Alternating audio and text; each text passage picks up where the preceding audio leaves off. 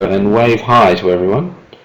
I've got a bit of a shine off the top of my head here at the moment. It's not the best location. I'm at home at the moment because it's quite early in the morning on a Sunday here. So I'll pause it there and leave you to enjoy that shine for the rest of the morning. Why didn't this finish? Where is it? Gotta get my files in order. 1 second here. I had a great experience last night, and it sort of exemplified what the iMoot is all about, and it reminded me of last year as well. Don Hinkleman was at home in Japan, and I suppose in Japan there's not too many rooms to choose from when you're at home giving an iMoot presentation. So he was there, and his family was around him, and a couple of times he had to go and tell his kids that it was important that they be quiet because he had to give a presentation. Yeah, that's classic iMoot, and I think that's what's part of what makes this particular conference great. It's wonderful. All right, well, welcome everybody. It's good to see that we've got a mix of users here. I saw a predominance of users, users and developers from that poll that I just put up a few minutes ago, and a few researchers in there. So that was good to see. I am Michael DeRaadt, and I'm going to be talking about how Moodle gets to you. And I don't know how much you've thought about this as a person who makes use of Moodle in one of those capacities, but there's actually some good processes that go on into producing Moodle, and I want to share those with you so that you've got a better understanding of how we make it and share it out to the world. And as well as that, first of all, I'll start off by setting up a few definitions of my perspective, and then I'll go through how we go through processes at Moodle HQ, and finally I'll be talking about how you can be involved. And I'm not going to ask for a commitment or anything like that, but just a few suggestions of how you can be sort of casually involved in our processes, and you can actually make yourself part of the Moodle sort of experience, I guess. All right. Yeah. So start off with, who am I? Well, my name is Michael DeRaadt. I was an academic a few years ago. I've worked in a number of universities. I have a PhD in computer science. I've completed research in computing education and also educational technology. And it was that educational technology that sort of brought me to Moodle. I was interested in developing tools that could assist students in learning, and Moodle, when I became involved in it, was an ideal framework for me to do that sort of work and that sort of development. Can you all see? I suppose I should check. Can you all see the picture there of myself with my family? Yeah, good. There's me with my puffy PhD cap. It's quite a few years back now. Not all those kids are mine. Two of them are mine. One of them is my sister's, and yeah, I've got my mother and my wife, my sister, and my in-laws there. Actually coming over later today. Yeah, so I was at a university, and I was doing development for tools there for my students, and I think that's one thing that gave me a good perspective, both as a person who was using Moodle. I was involved in all sorts of committees and oversight and that sort of thing, but I was also a developer, so I was able to use Moodle and to get it to do what I wanted to do. And as you are, working in a university, trying to get to Moot sometimes can be difficult if if you have to show some sort of product or publication from it. So rather than trying to pretend that my presentations were academic papers, I decided I'd start to write a book, and I wrote that book. That was Moodle 1.9 Top Extensions Cookbook. The 1.9 bit was a timely aspect, but I wanted to just call it Moodle Top Extensions Cookbook, but the publisher, Pact, insisted no, it had to be associated with a version of Moodle, and this was about 3 months before Moodle 2 came out, so it became almost instantly outdated. But if you're interested in looking at extensions and how they can help you in teaching, there's a lot of good examples in that, and most of them are still relevant and have been updated for Moodle 2.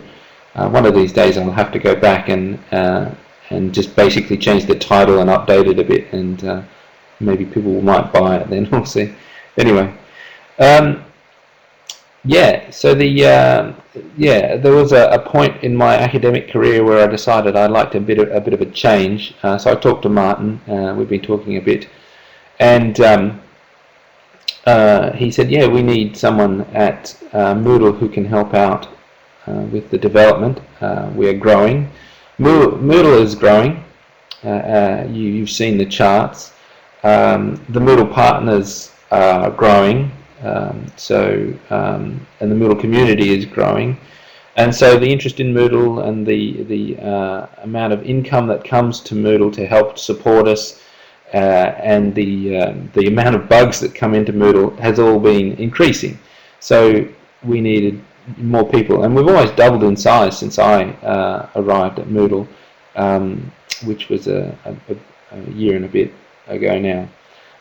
So I was up in the sort of middle right of Australia in Queensland, over there, and we actually drove across the country. It was a wonderful exercise just to explore the country that I lived in. I've lived in for all of my life, and it was I think 4,700 kilometres, which is a nice drive, and we ended up down that bottom left corner here at Perth.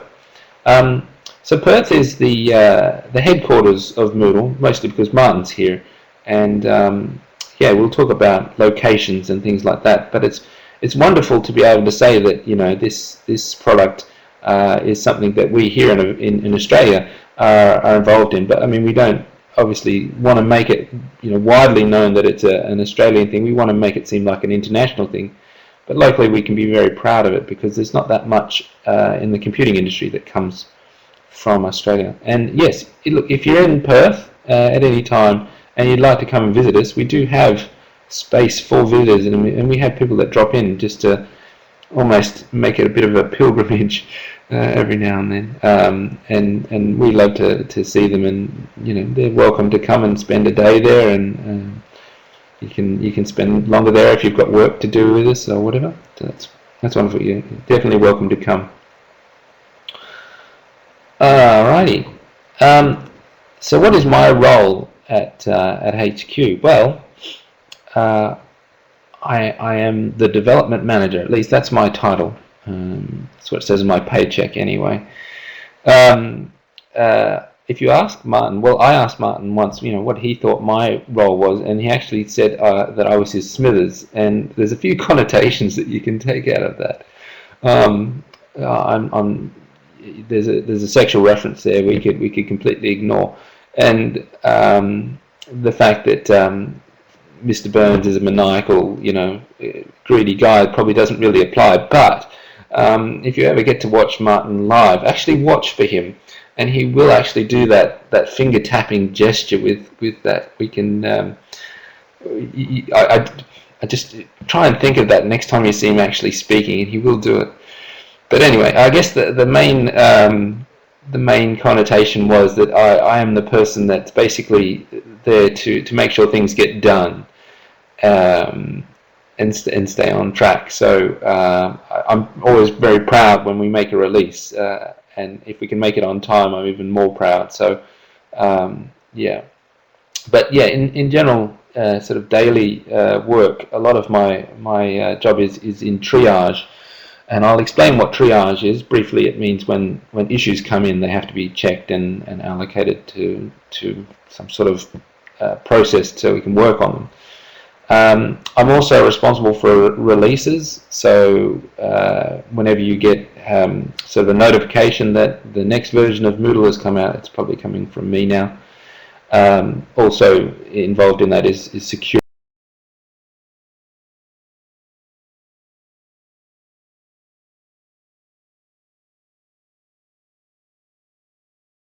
At Moodle HQ, which is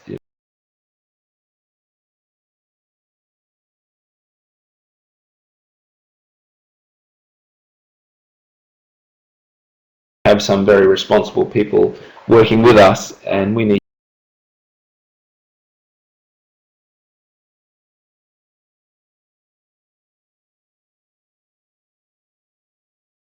questions for people.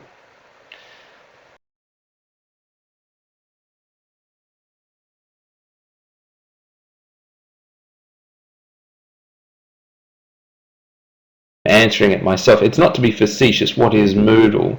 But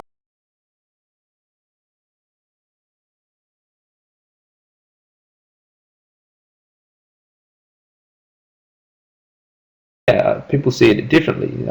Some people see it as a bunch of code. Some people see it as a project, an open source project that they can be involved in.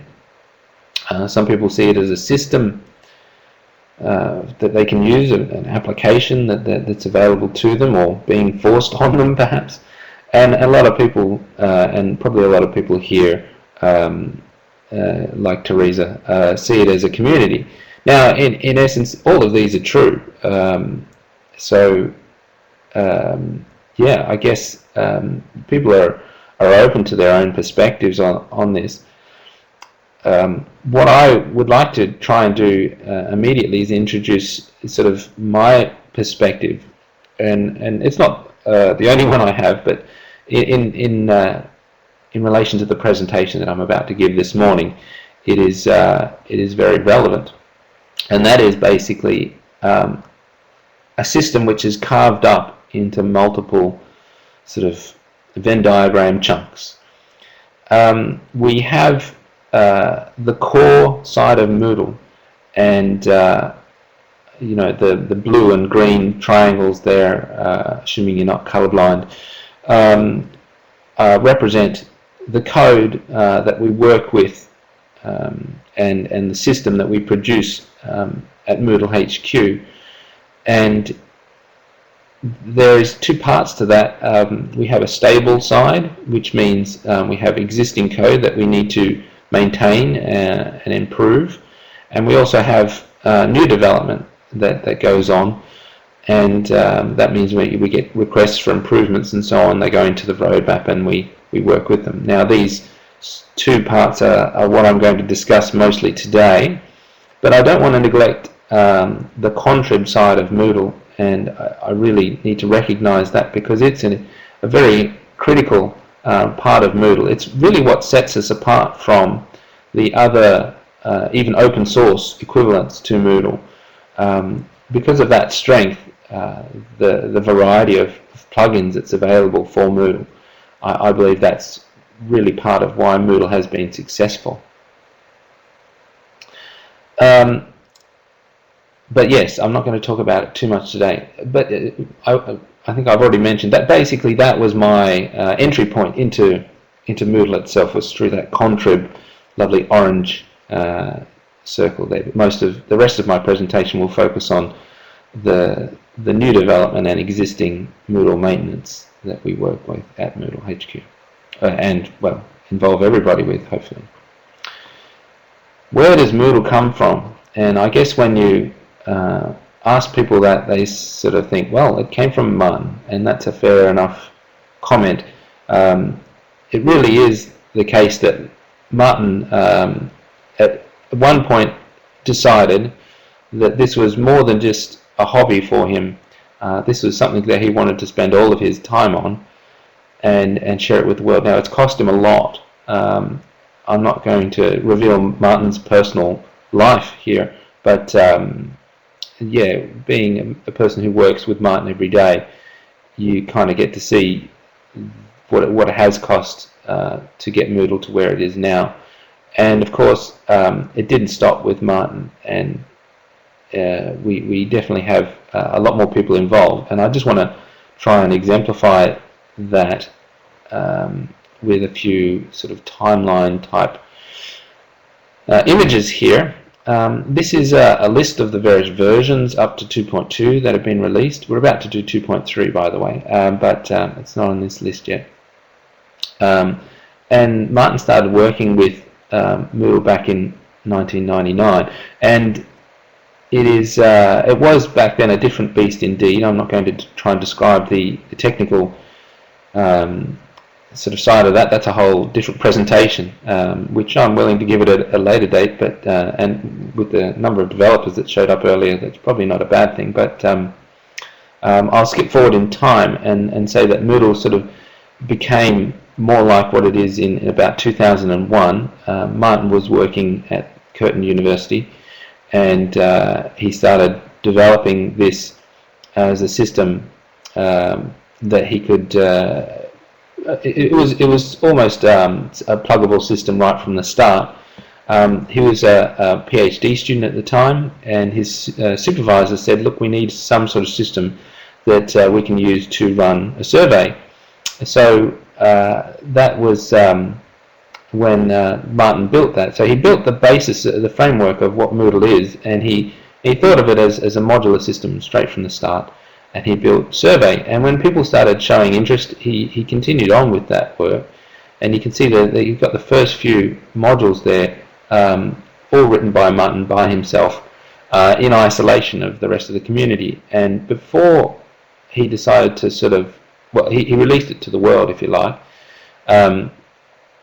he said, I want to start working with other people. And that CVS little box there basically is him opening up the source so that other people could contribute to it.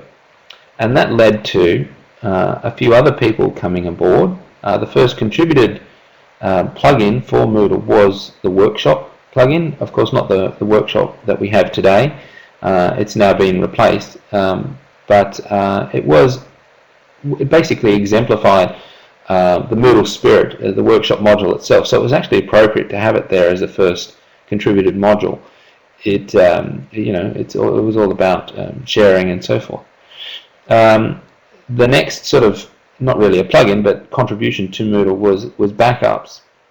And Eloy, you can see there, looking very smart in his hat, is from Spain, is still involved in Moodle today. He's now employed by Moodle, and is one of our most experienced developers. He's been with us for all that time. Someone who I deal with on a regular basis, at least very early in the morning when I get in. He's still online. Yeah, going forward in time, things like filters, groups. We had a few more people coming in with the glossary, the lesson module. Mark Nielsen, is there is a Mark Nelson as well, by the way. Mark Nielsen is still, I think, at Moodle Rooms, so he's still involved. Moving forward in time, a few more people there. Calendar, blocks, enrollments. This is when Moodle started to become a legitimate system for universities to consider, and so we thought, well, we need to have some sort of support for actual enrollment systems and dealing with the various systems that universities and schools use. Anyway, so my point that I'm trying to create here is that Moodle is something that a lot of people have contributed to. I'm taking a very developer-oriented perspective here, but perhaps that's appropriate because it has been very developer driven, rather than having customers design a system and then employ developers to create it. It has been developers who have often come out and contributed something, and then allowed the community to come in afterwards and make a lot of use of it. So I went out and I started gathering. This is a subset really of people who are in that development community. There are over 200 people who have contributed to the Moodle code that you use, and so it is a really huge effort from a lot of people. So there's a lot of people to thank when you are using Moodle.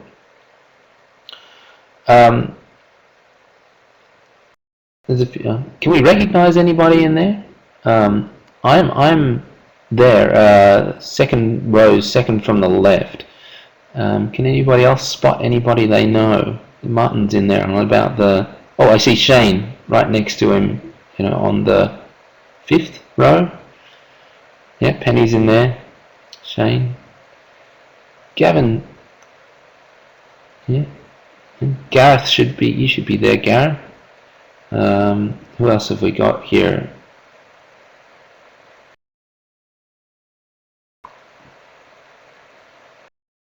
Yeah, Marina. Yeah, Marina is who you can thank for the rubrics, and she's now working on the new file picker.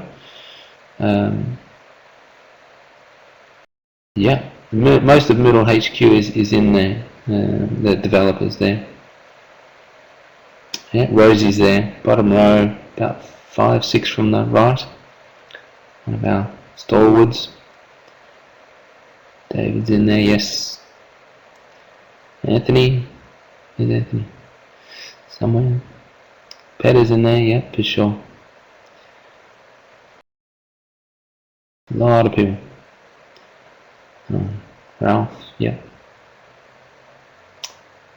Anyone spotting themselves?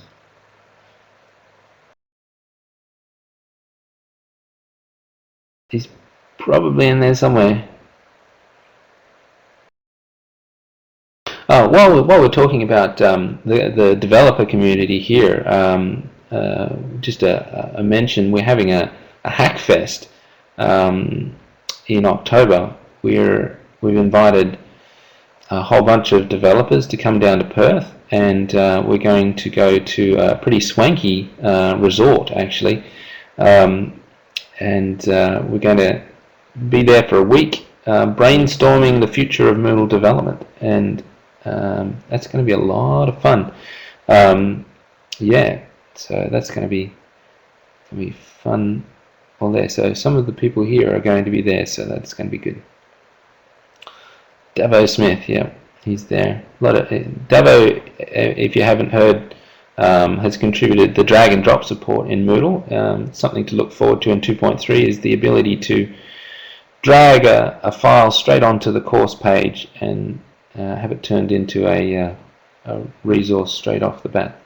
I shouldn't send out too many spoilers because I know that Martin is going to be talking all about 2.3 and the future of Moodle in his keynote, and I promised him that we wouldn't overlap, so there you go.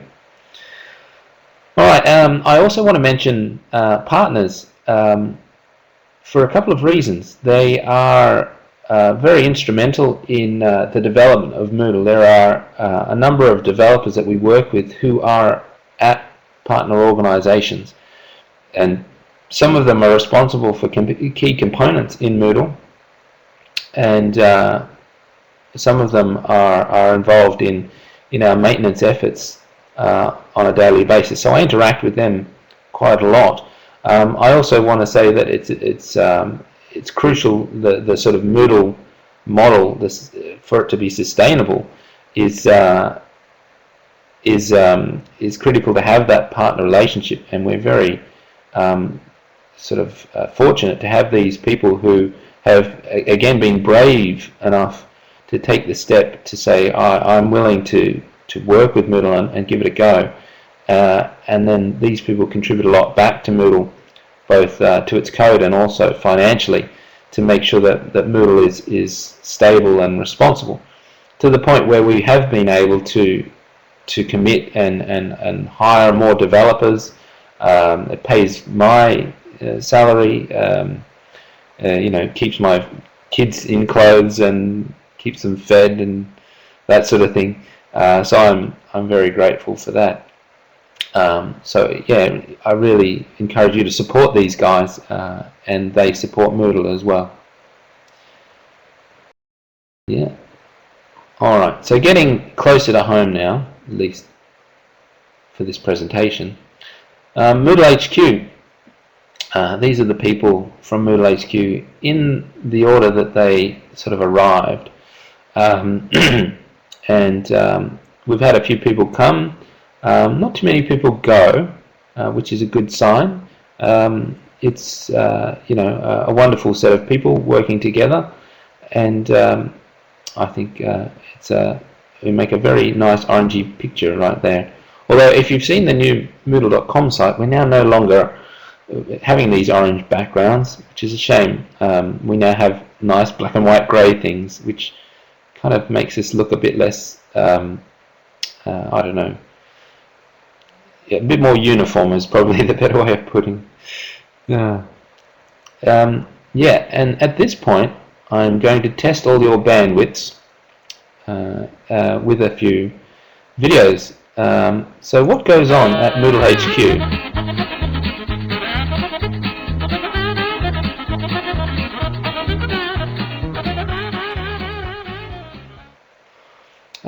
Yes, did everyone get that? Yes, this is what we do at Moodle HQ. This is our primary activity.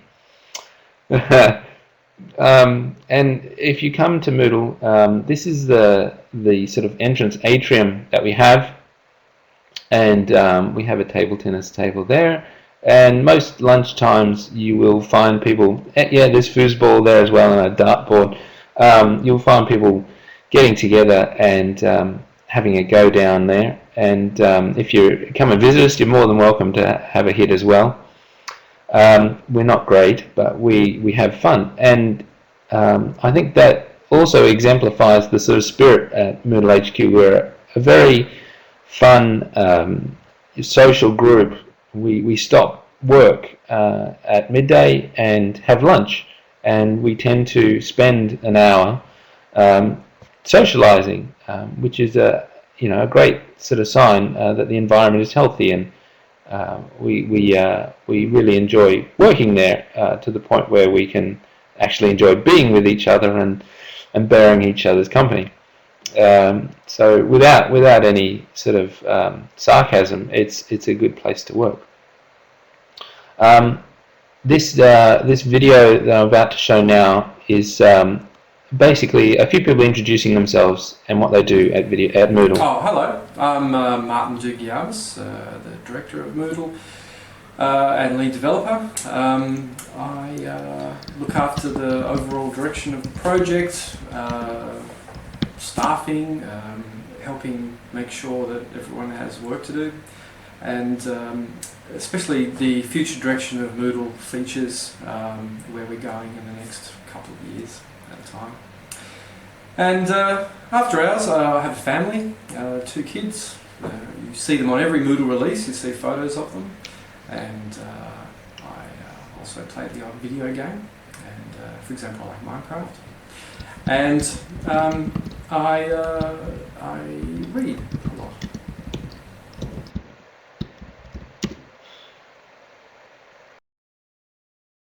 Hi, my name is Aprup Banerjee.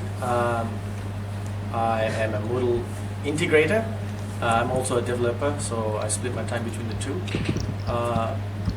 My work is mainly on stable branches. I'm here with the stable team, as well as integrating other changes into a master development branch. On my off time, I like to look at the skies, do a bit of astronomy, take care of my family, growing family, and have a bit of fun.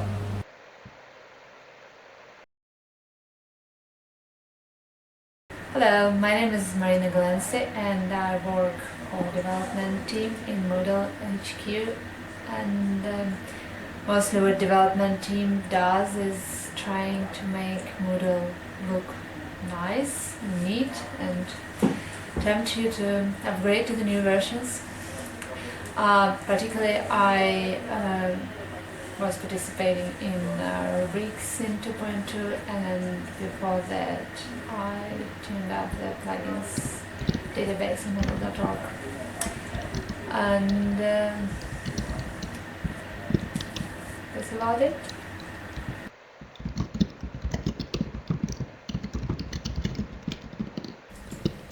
Hi, I'm Barbara Ramiro. I am the graphic designer and web designer of Moodle HQ.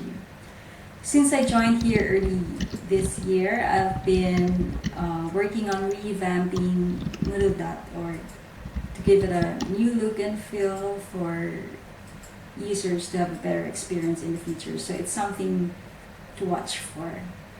On my free times, I would read a lot, do photography, do rock climbing, wall climbing, and explore the city of Perth. I think that was an early Moodle.com. Hi, I'm Tim Barker and I'm the test manager here at Moodle HQ. Most of the time I spend developing test processes, testing Moodle, and I'm currently writing a test harness for Moodle. In my spare time I enjoy cycling and spending time with my family.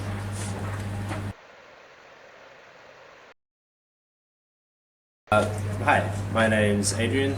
I'm on the stable development team here at Moodle HQ.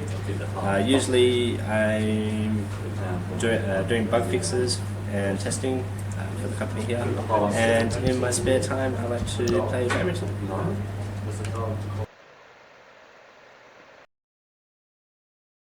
Hi, my name is Michael DeRaadt. I'm the Moodle Development Manager.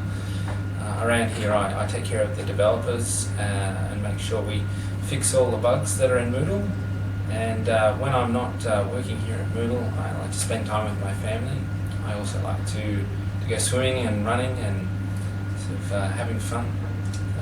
That's me.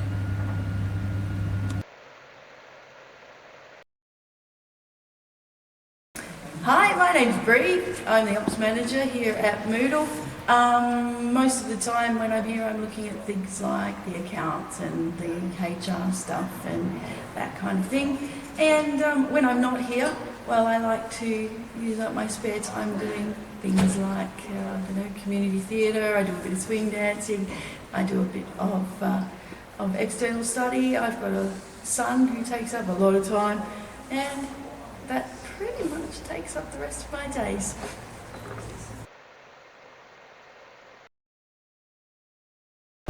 Hello, my name is Michael Blake. I'm the partner manager at Moodle. My primary role is dealing with the Moodle partners, of which there are 50 now in more than 40 countries.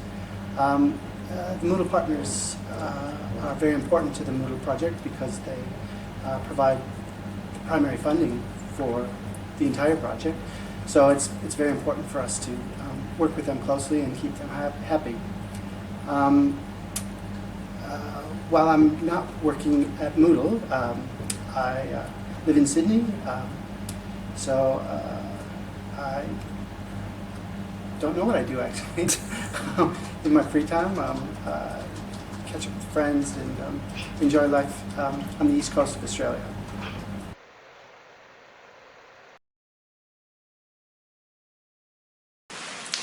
Hi, my name is Helen Foster and my job at Moodle HQ is Community Manager.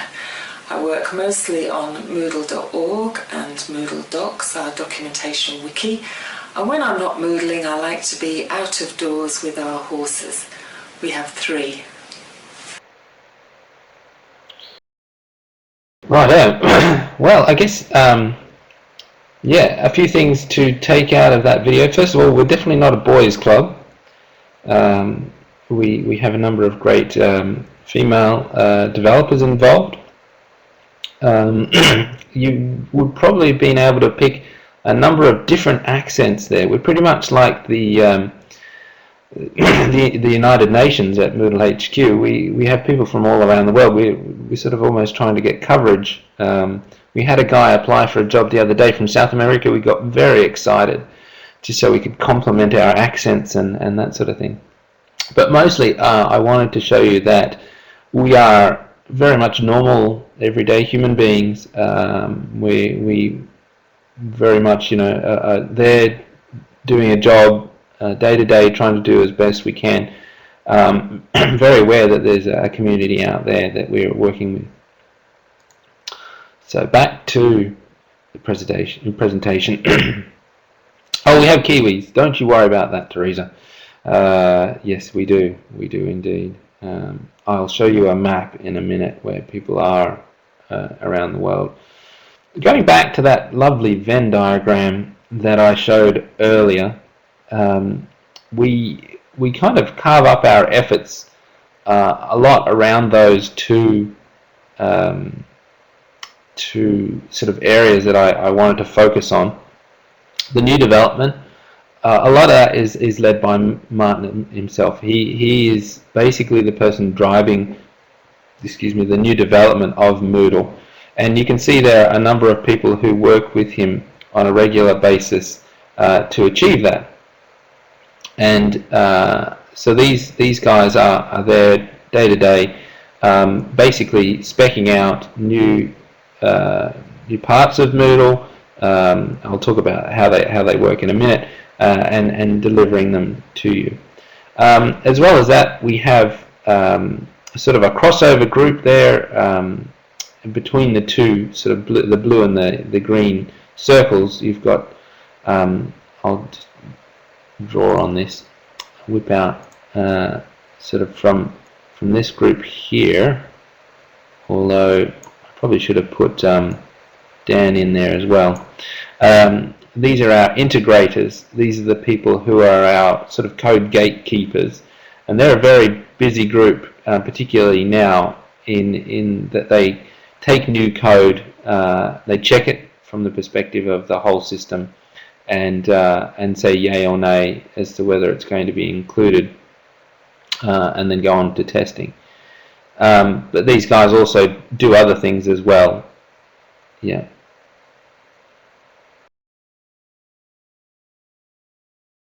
Okay, sorry. All right. Just reading the chat there. Is everyone hearing things okay? Good. Okay, good. I'll continue on. And then, yeah, we have the sort of the next group of people here are the people who focus on what is called stable development, and so they are dealing with things that aren't new developments, which are still a very important role. I don't want to say that it's less important, and they are working on the code day to day and making sure that it works as best as it can. It tends to be my role to oversee these guys a bit more. So while Martin's leading the developer side of things, I'm taking care of the stable version of Moodle a lot more, and we'll talk about those sorts of processes. We also have Anthony, who is an interesting character on his own, but we're very grateful to have him with us. You could almost do a whole presentation on Anthony himself. A wonderful guy. He's actually a Jesuit priest in his yeah, exactly, in his day-to-day job, and he volunteers to help us, and he comes in and takes care of the contrib community. It's so amazing that he manages to do that, and he brings also a great perspective to Moodle when there's sometimes we need that there.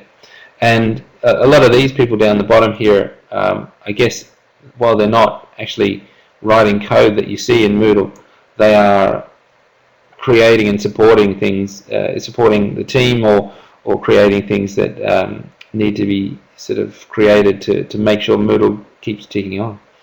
Yeah, things like the docs, dealing with partners, creating something that makes us look like we're designers rather than just developers, testing, supporting, yeah, making sure someone pays the bills, that sort of thing.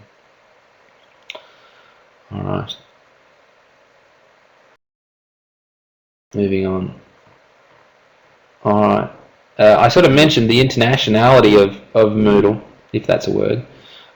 This is where people are working. It's not necessarily where they're from, because down here in Perth, obviously we have Moodle HQ, which houses the majority of the people sort of employed at Moodle HQ. And what are you talking about? It's the wrong way around. You know, Australia is right where it should be, right in the centre. Isn't that where it is on your map?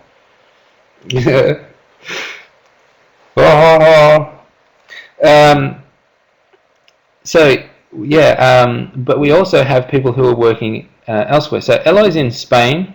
I showed you a picture of Eloy earlier as one of the earliest developers to become involved in Moodle, and he's in Spain at the moment, and that's where he lives, and he's quite content there. Helen is in Belgium. She's originally from across the ditch in the UK, and she's our community manager. She takes care of a lot of the concerns that the community has and make sure that it gets, you know, attention when it needs to. So yeah, she's a very knowledgeable person, very responsible for the docs and taking care of forums and that sort of thing, so that the community has a voice. We've got David and Peter in the Czech Republic, and they are also very key developers, very experienced developers, and they are mostly working on new development over there. Interesting, sort of one of our sort of most travelled participants. I should can I get my, I have to, what have I done? I'll draw. Oh, I've lost my drawing tool. Sorry. Can I get this? There. Sorry. Yeah. So, can you see the arrow? Thank you. Good. So Andrew and his wife were with us in Perth, and he said, "Look, we want to go on a bit of a tour around Asia. Would you mind if I just keep working for Moodle? And I'm just going to go and we're just going to explore."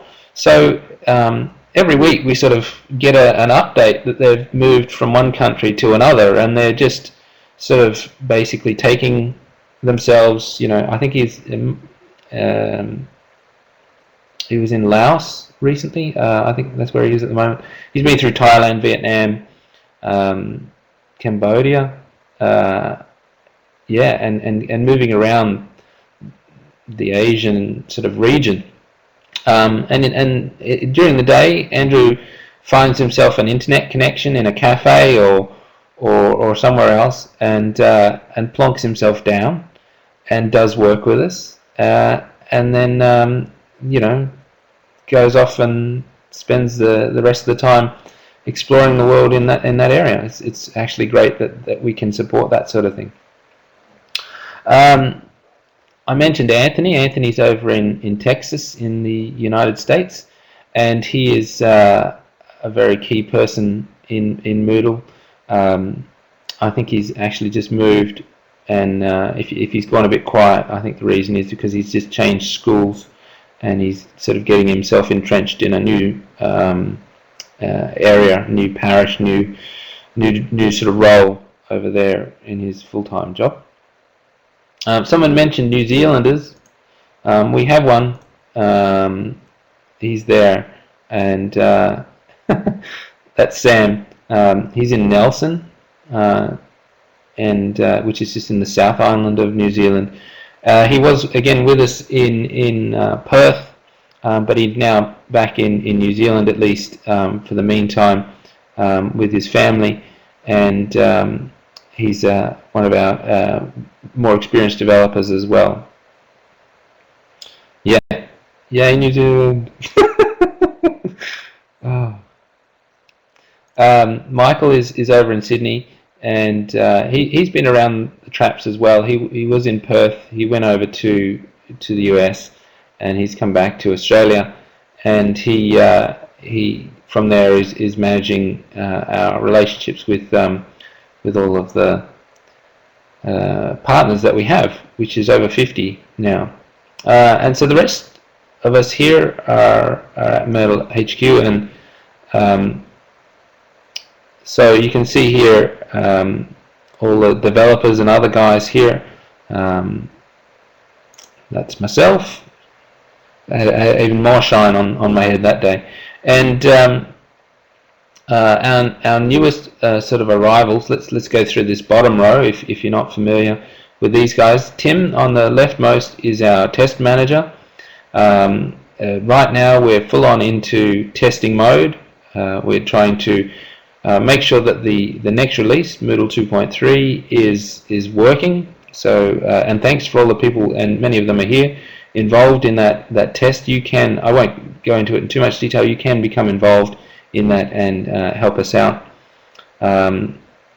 Barbara is a designer. Dan, very experienced developer from Lunds, he's come to us.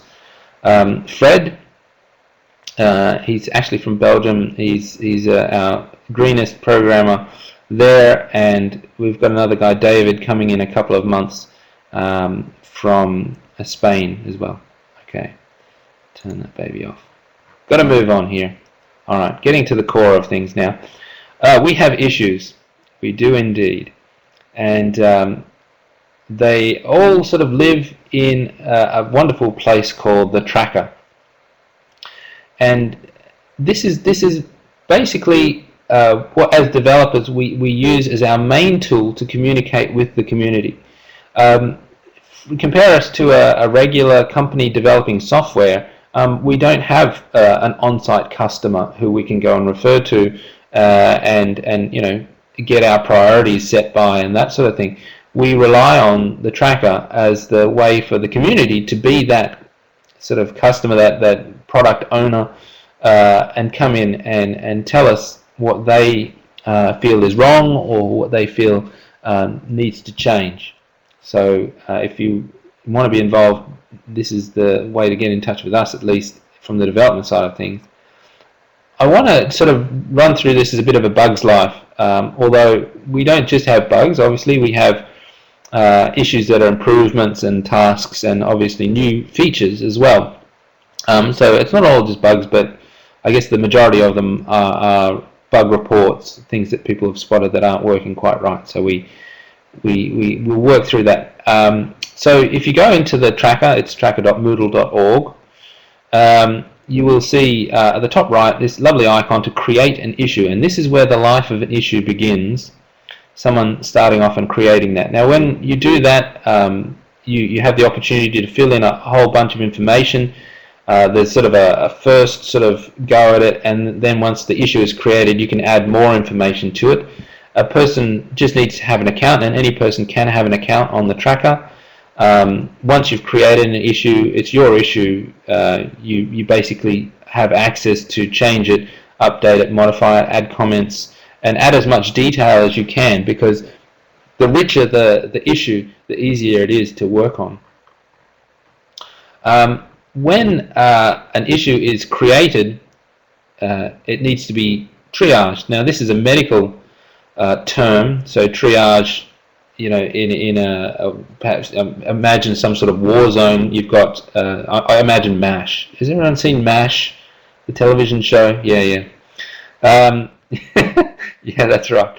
Okay, so you know, you've got wounded people coming in. You need to sort of see how urgent they need to be treated and so on. We use the same term in software development as well. When someone reports an issue, we need to do that, and so we need to verify that the issue is real. And you know, a lot of issues come in. Someone said, I'm having a problem with Moodle, and often it turns out that it's not really with Moodle itself. It's something else. It's not something that we can help them with. So we need to check that. We need to check that that issue hasn't already been reported, which is often the case. So if you're sort of a prelude to actually launching an issue should be that you should search around and check that there hasn't been an issue. The issue that you want to report hasn't already been reported. If it has, rather than reporting it again, just go and contribute to that issue. You can watch it, you can vote for it, and you can comment on it. So show your support to existing issues that way, and that will make them move along as well. We need to set a priority, although we rely on the person reporting that to set an initial priority, and that sort of determines how urgently we need to work on it. Also related to that is security, so we need to make sure that we have security issues being looked at very quickly. Often we'll assign it, if not to an individual person, to a group of people. There's a fair bit of tidying up, making sure that it's consistent and contains all the information that we need to work on it. And sort of the final step of triage is to put it on a backlog. So those circles that I mentioned before were sort of the stable and dev backlogs are related to that. So basically it's a list of work that we need to do in a priority order. And of course some issues end up in the bin, either because they're duplicates or they're not real issues, or there's not really our responsibility or something that we can necessarily work on. But that's probably not that many, maybe 10%. All right, once an issue is worked on, this is very much from the sort of stable point of view, so more so than the regular development. So we're looking at small-scale issues here. We need to define the problem. Often that means replicating the problem, trying to see if it's real, and trying to get it to happen on our local test server. Writing tests, we're now trying to do that sooner rather than later. So basically saying, all right, if this is the problem, if we fix it, this test, this list of instructions should succeed. Both that can happen at the code level and also at the functional level. So we write what's called unit tests, things that can be run to test the code to make sure it's working, and we also write functional tests so that a user can come in, test the functionality of that piece of code and make sure that it is working. And we try and do that before we actually go on and actually write the solution. That might seem a bit backwards, but it's actually becoming a more accepted way of working with code. Once someone's created a solution, here we ask for it to be sort of put through a second set of eyes. We've got a whole checklist of things that we run through, making sure that it's the code itself looks good, and then once two coders are happy with it, it gets passed to integration, and I'll talk about that in the next slide. So integration, we have our most experienced developers working at this stage, and they give it a very strict check. Code that makes it to integration has to comply with the various guidelines that we have, so that it will go in and be part of the code and not just be another little thing tacked on.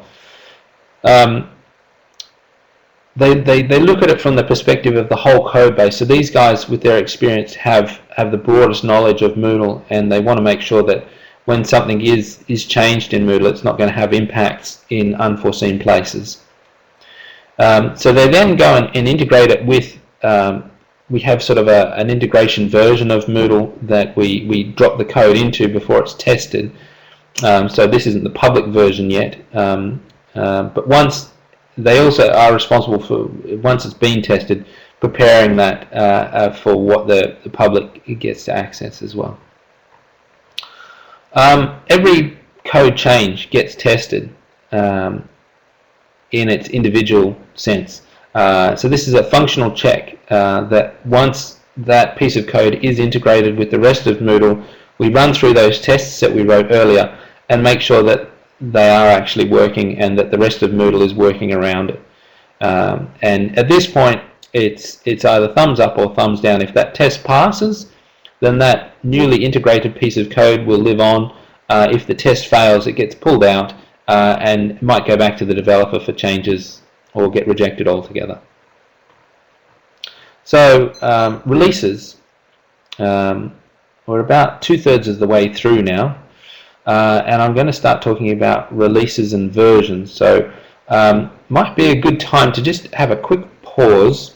I don't know, for me it's 6 o'clock in the morning, so wherever you are, just take a sit back. I'll just get my webcam going. Everyone lean back. Oh, have a big stretch. Oh, I've been sitting still for about an hour and listening to me drone on about development processes. So, okay. No. Can you tell I was once a teacher? There we go. I'll pause it with a nice big smile. Oh, there we go. All right. Moving on. Okay. Now, releases, and this is sort of very relevant at the current calendar point of time. QA testing. We go through, we now have 600 odd tests, and we are going through that one by one to make sure that Moodle in its entirety is checked before we make a major release. It's very important that we go through this sort of testing, because even though we do testing at earlier stages, a lot of the interaction effects of code can't be fully seen until we sort of go and run all of Moodle. And because Moodle is such a complex and variable piece of software, we need to do that with a lot of people as well. So if you're interested in getting a sneak peek of what Moodle will look like after its next release, you are invited to be part of that community effort of testing. Yeah, there's a vote from Teresa. It is very easy. You can just go to the what is it, docs.moodle.org dev/QA testing. I hope that's the right URL. And whether some information about QA testing so that you can become involved, you need to contact Tim Barker, our test manager, who will set you up as a highly prized tester within the tracker system, and it gives you sort of the access that you need. You don't have to have your own version of Moodle running. We supply that for you. Although, if you want to do some of the more administrative tests, you can try those on your own version of Moodle. And basically, you get to run through those tests. Oh, good. Thanks for that. And all right, yeah. Basically, we're. I think at last check we were about a third to a half of the way through. So we really need your support with that. It doesn't require too much time, particularly if things work. So there's a lot of small little tests, and you just go in and run through the steps. And if it passes, you give it a tick. If it fails, we need to sort of react to that. So we've got the stable team and the dev team basically waiting for bugs to come. So when a QA test fails, we react to it quite quickly, and we try and turn that around and get it out in a couple of days so that that test can be rerun again. Okay. Yeah. So there's a whole project within the tracker system that just sort of includes all the tests that Teresa's just put up. Okay, moving on. Release notes are produced for each major and minor release.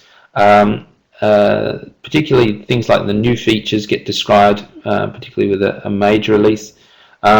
if you're really keen to see what's coming, you can already see the Moodle 2.3 release notes. They're not in their final draft, but you'll get to see all the wonderful new features that are coming. Just go to the Moodle 2.3 release notes page on the dev docs. There it is. Secret. There's not actually any links to this yet, but there you go. You've got a URL now. But now everyone's jumping off to see that site and not listening to me. Oh well, anyway, we'll move on. Yeah, security. We need to deal with security responsibly. I could talk about that for quite a while as well, but in brief, we don't release all information about security issues, mostly to protect the people that are using Moodle, because if we did come out and say, oh, there's a big hole in Moodle, it would be basically an invitation for someone who's malicious to come in and exploit that. So we do try and be responsible about security issues. We also try and make sure that people who are running sites are informed as early as possible about our fixes for security issues so that they can go and grab the latest version of Moodle and make use of it. General advice there, try and stay up to date with Moodle. If you're still using Moodle 1.9, you are now using a version which is unsupported. We are about to, in fact, stop the security level support for Moodle 1.9. There has been a private effort to keep some of that going, and Catalyst will be doing some work there, but only at this stage for 6 more months and only for security related issues. But yeah, once you make that leap from 1.9 to 2, it becomes a lot easier. So big sort of encouragement for those people who aren't yet there to make that effort now. Once you make that sort of jump to 2.x, it's very easy to stay up with the latest version, and we're committed to making that as easy as possible in the near future. Okay, moving on. Yeah, and yeah, my job at the end is to tell everybody about the releases. Hey, there's been a release. Alright, so what do the releases look like? We have releases at various levels. We have the major releases, which is what you're probably most used to hearing about. So 2.2 is the current major release. We're about to work on 2.3, and that happens now in every 6 months. So we're in a time-based release system, and this decision was partly made because of what we observed when Moodle 2 took so long to come out. You really will know that Moodle 2 took too long to come, and reflecting back on that, we realized that the way that we were releasing at the time, the notion that we wanted to get a certain number of features in there, and we wanted to make sure they were nice and polished and ready to go, and people were, the release date got pushed back and pushed back and pushed back, and the end product of that was the jump from 1.9 was too large. People saw it as something very significant, and universities in particular don't like to have major changes. It needs to go for a full review or those sorts of things, and I understand that completely because I was there at a university making these sorts of decisions. So we decided instead that rather than having a feature-based release, we would have a time-based release. That basically means that we've got this roadmap of issues that we're working on.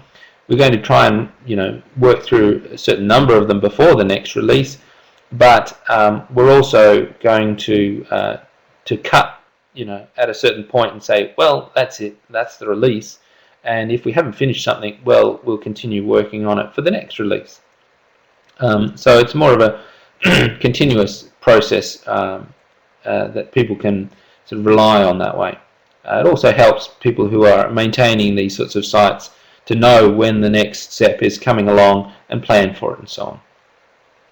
We also have minor releases. So within each of the major releases, we bring out smaller sort of steps along the way, and we do that every 2 months. It's offset from the major releases by a month. So starting a month after a major release, we have what we call a polish release, which is basically, even though we've gone through a lot of QA testing and so forth, often we'll find that when people start using it in different situations, on different platforms, perhaps they do start to find that the newly developed code can have some issues. So we spend that sort of first month mostly looking at the newly developed features and issues that are related to that, trying to make sure that it gets polished as well as possible for that next release.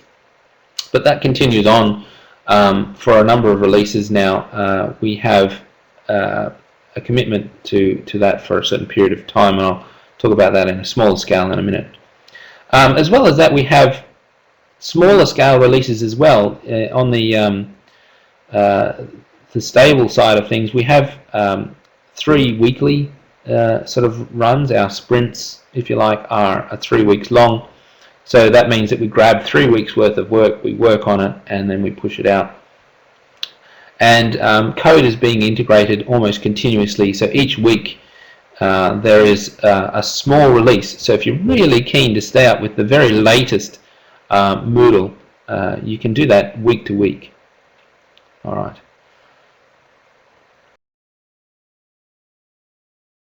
All right. Having a few people discussing various versions there. Yeah. If you're really keen to stay up with the latest, you might want to look at a technology called Git, which is how we share the code between developers, and you can grab the latest version from there. You can even get the latest testing integration version if you're brave, to look at all of the stuff that's coming out later on. Alright, breaking this down, and I won't take too much time on each of these now. Within the major release, how do we decide how they work, what gets into a major release? So we base this around the roadmap. So the roadmap is basically just a list of things we want to work on in the future. This is a product of what the community lets us know from voting. A big voice in the community comes through the partners. They sort of amplify what a lot of users are saying because they are representing a lot of users. So we pay a lot of attention to what partners say. Obviously the forums as well are there, and people sort of discuss issues and bring them to our attention, or look at the way that Moodle is working and perhaps suggest new ways it could work.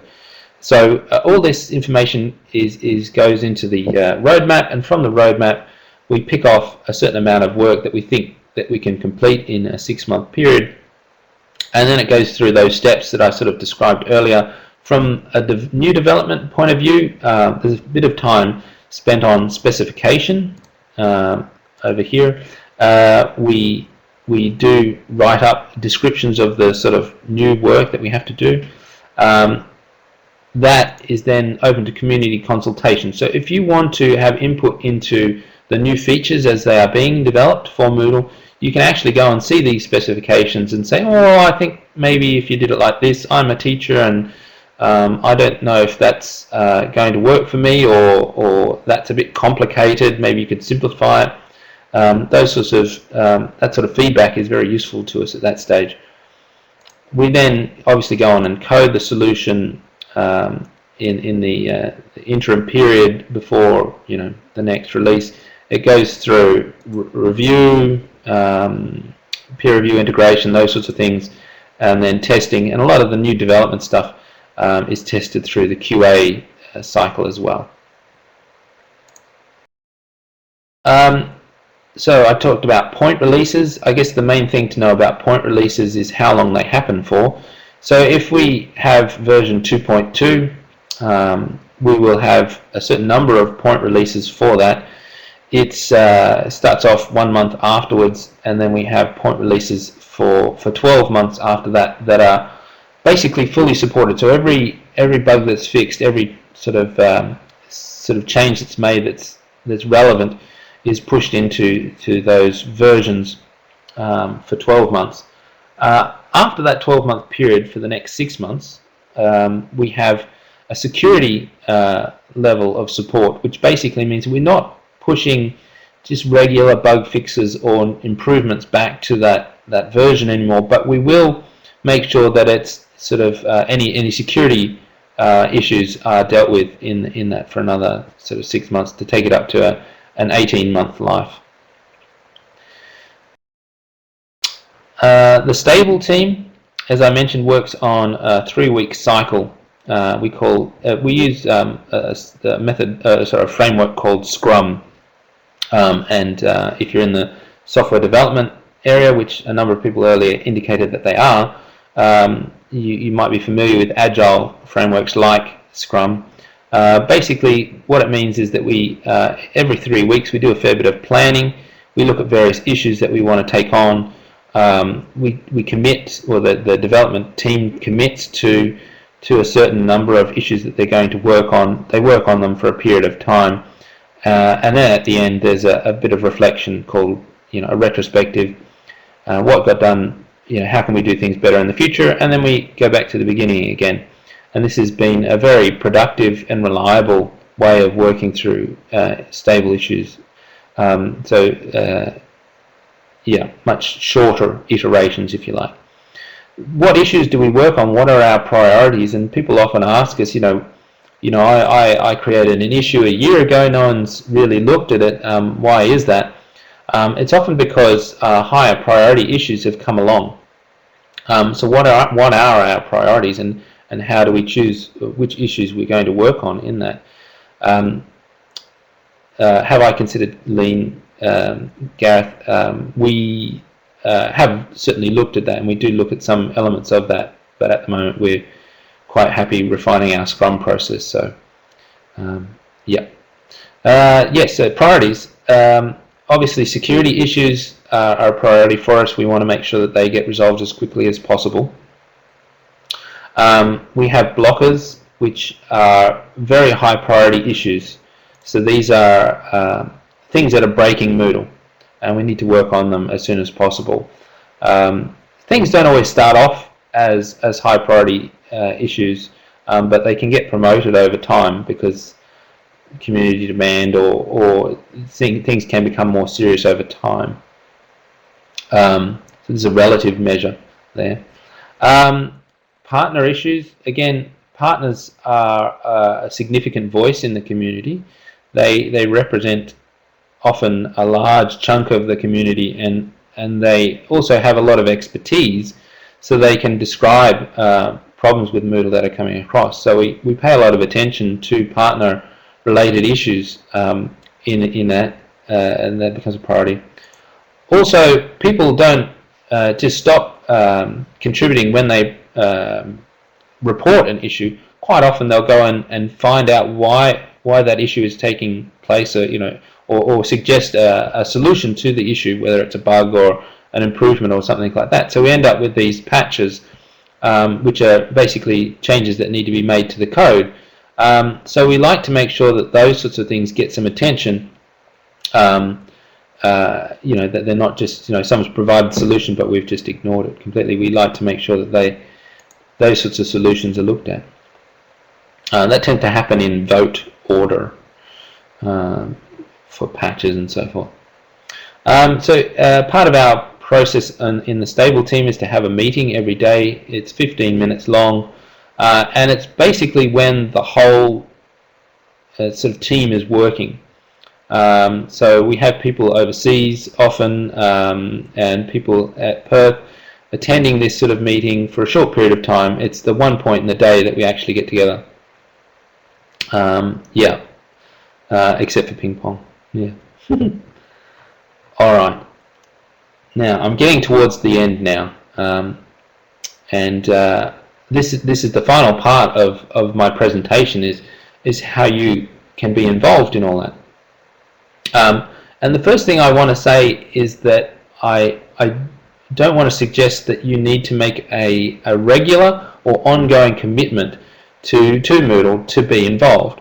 It could be that you've discovered you've got an hour or two spare in your day, and you want to make some sort of contribution, there are things that you can be involved in for very short periods of time that really will help the community. So I've broken this down now. At the beginning of this presentation, there was a little survey. If you've come in a bit later, I split up sort of community into users, researchers, and developers. And I'm going to make some suggestions. I mean, there's obviously people who are across those categories, but we'll look at it at an individual level. So if you're just a general user of Moodle, certainly there's a lot that you can be involved in. So you don't need to be able to write code or administer a site or have any particular expertise apart from being an actual user. There's a lot that can go on in the tracker. The tracker is open to everyone, and thanks, Julian. And anyone can go and create an account there, so you can be involved straight off. So obviously, reporting bugs, improvements, and so on is how most people are involved in the tracker. Duplicates, I'll talk about that in a second, Gareth. So there's a lot of input that you can have there, talking about issues and that you think need to be resolved. You can also go and have a look at the existing issues that are there. If particularly for new development, if it's a piece of functionality that you think you want in Moodle, go and find a tracker issue for it and vote for it, because we do pay attention to those votes, particularly for new features and improvements. Duplicates. So often we'll get people reporting issues that have already been reported before. So I mean, I don't want to discourage people from reporting issues. And people don't report issues as duplicates on purpose. But we do often have two issues in the tracker that are basically related to the same thing, sometimes more than two. And we might not be able to see that on the surface.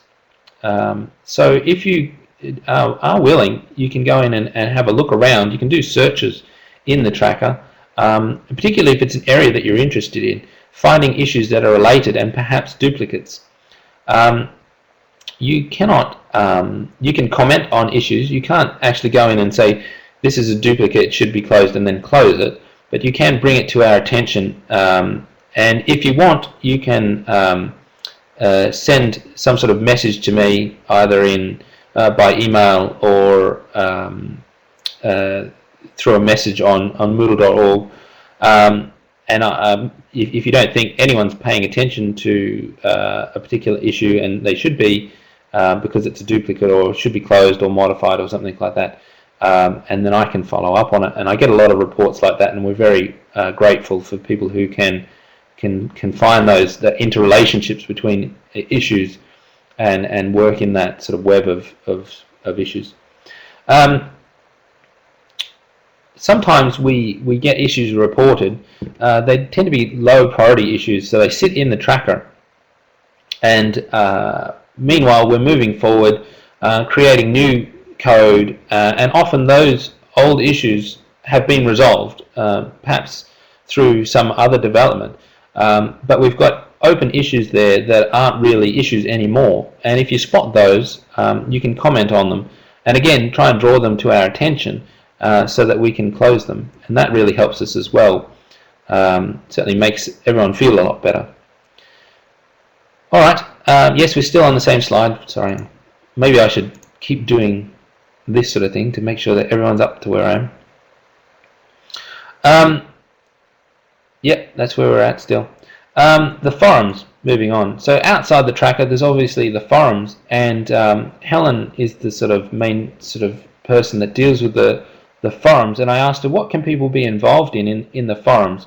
Obviously, asking questions is something that goes on a lot in the forums. All right. Hopefully everyone else can see the slide that I'm working on at the moment. So asking questions, answering other people's questions is a great way too. We are a community, and we don't have people who are employed to specifically, answer everyone's questions. It's too many questions to answer for everybody. Sharing experiences, saying where you found success or failure in using Moodle is something that can happen in the forums. Giving feedback to other people who are sharing their experiences and maybe encouraging them or providing suggestions as well. And there's also rating mechanisms that people can use in the forums as well to indicate useful piece of information. I've already mentioned QA testing, which is happening now, and if you're keen, you can be involved in that, and I encourage you to be. User documentation is there for general users. Sometimes people complain, oh, this isn't up to date, or it's not correct. As users of that, it's a wiki. Just like Wikipedia, you're invited to correct that, to make sure that it is correct and up to date. We try and do our best to maintain it, but sometimes things like that slip through, and you're more than welcome to go in and make changes. You don't have to be afraid of that, because there is a history always maintained, so you can't really stuff it up. Developers. Now, the developer community, as I mentioned earlier, sort of is driving a lot of what happens in Moodle because it is an open source system. Obviously, contributing plugins is where developers can have the most direct impact. Moodle is a modular system. That's what the M stands for, and we're trying to create a framework that allows people to share their functionality with other people as easily as possible. For core Moodle itself, if you find problems, writing patches for bugs and sharing those is very welcome. If you're an experienced developer, looking at other people's patches and testing them out, seeing if they follow the guidelines and so on, we welcome that sort of feedback as well. Integration testing happens on a weekly basis, so if you want to be on the very edge of Moodle and help out with testing, we could use your help there. Get in touch with Tim, the tester, our test manager, and he'll involve you in that sort of thing. We also have separate documentation for developers, which is, how would I describe it? Needs your help in improving it. So we welcome help there.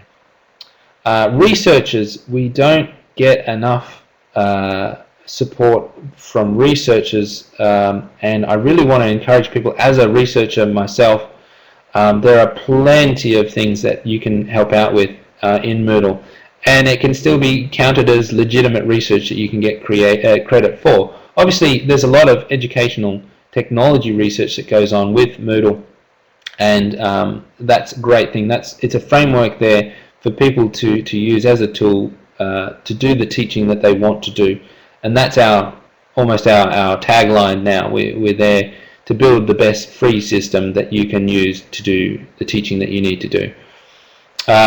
So do it, and do research about it, and make sure people hear about it, and that's very important.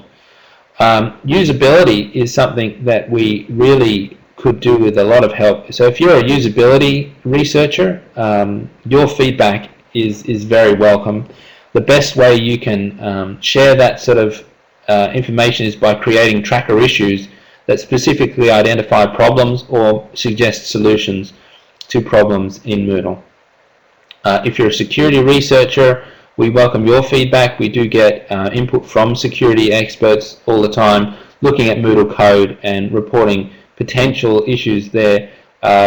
Fortunately, we don't have that many of them, and most of them aren't serious, but we do welcome all that sort of input there. Performance researchers can really help out as well, making Moodle a better experience for everybody because it's not lagging way behind. And for everybody, we have a postcard wall, and we love getting postcards from people. So you don't have to be on a holiday. Just if you're from somewhere wonderful in the world, wherever you are, and undoubtedly wherever you are is a wonderful place to be. Just go out, get a postcard from where you are. The address there is 1/224 Lord Street in Perth, 6000. That's our real address. Note that down, and yeah, we'd love that. Send it to us, and it'll go up on our wall, and we feel so much more appreciated when we receive these postcards. It's wonderful. It's really inspiring to get them. So yeah, please send us that. And that is the end of my talking. I probably should have left more time for people to ask questions. That would be wonderful if you could send us that. Yeah, so I guess we've kind of run out of time. Do you want to mediate this, Julian? Hi, just jumping in there. Yes, look, thank you for presenting there, Michael. I do want to have some time to take some questions, so I have let Stuart know we might be a little bit late. So, got 5 minutes, guys. What questions do you have for Michael? What would you like to know?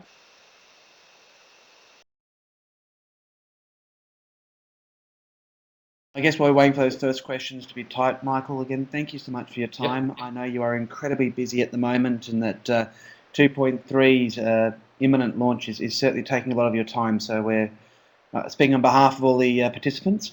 We're very grateful that you've put some time aside for us, and I think you can see it's been extremely well received, and I think many people now are a lot more the wiser of exactly how Moodle gets from pasture to the plate. Let's have a look at the questions coming through. Good one from Bill there for you. Okay, Moodle economics. We do have a number of sources of income, but probably the largest source is from partners. Martin made a decision early on, what his focus would be, and it would be on developing Moodle and making it better. Initially, there was some thought that there might be services wrapped up with that from Moodle HQ, but he decided that instead a better model would be to involve people who were, experienced in running service sort of agencies and getting them involved. And so we've got agreements with partners, and what they do is they make it their business to host Moodle, to train people in Moodle, to provide all sorts of Moodle services. And as part of that arrangement, they send us 10% of their income, and that goes into obviously a big pot which pays for people's salaries and pays for the building and so on. So as Moodle is growing,